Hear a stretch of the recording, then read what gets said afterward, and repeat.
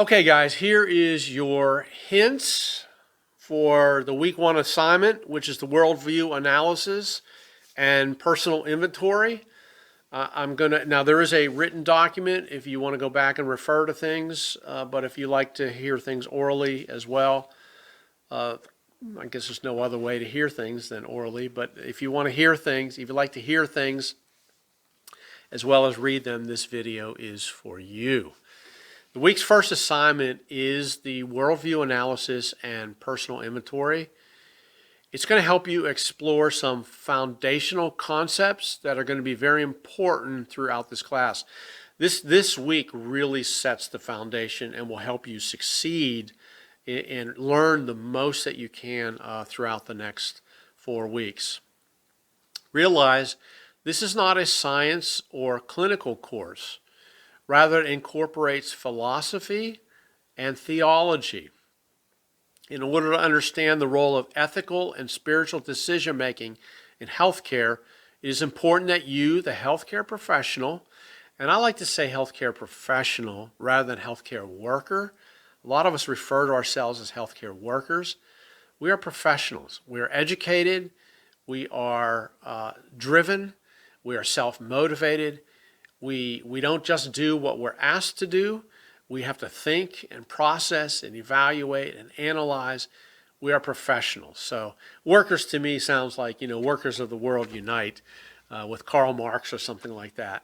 So I like to refer to us and you as healthcare professionals. I think it gives you the credit that is due for your level of training and education and experience.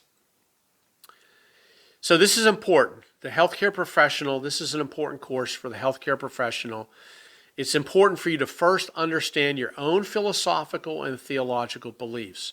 You'll be introduced to the concept of a worldview, and you will begin to intentionally assess and refine your own thinking so that you can eventually define most of your worldview.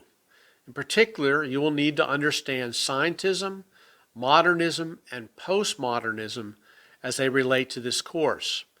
You will also need to be aware of how these isms can lead to reductionism about human beings and the marginalization of spirituality and religion.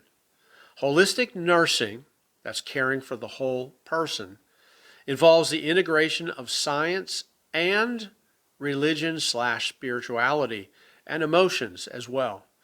So it is helpful for a healthcare professional to understand the role of spirituality in their own worldview. It really is helpful as you minister to other people, as you care for other people spiritually, for you to have some understanding of your own spirituality, your own worldview. And I think you'll find it fascinating if you've never, which like most people, if you've never thought about this beforehand. I also think that you will find that as the course goes on and you learn new things about spirituality and worldviews, that you may refine and add to or subtract from your own worldviews. So this can be quite a growing experience for you. Throughout this course, we will be referring to questions that will help illuminate a person's worldview. And here are the questions. What is the ultimate reality? What is the nature of the universe? What is a human being? What is knowledge? What is your basis for ethics? And what is the purpose of your existence? This assignment at the end of this week is to be submitted as one paper with 3 sections. And the worldview questions make great subheadings or headings for that last part of your paper. Don't forget to include an introduction and conclusion. That helps you organize your paper, and it helps the reader follow the flow of thought. Also, since your first paper for this week is about you, please feel free to write in the first person where appropriate, but the second person, you, your, etc., you've, is never appropriate in an academic and professional paper. Please note that when discussing the worldview questions, I want you to discuss your beliefs, not what do Christians or other faiths believe. I want what your beliefs are.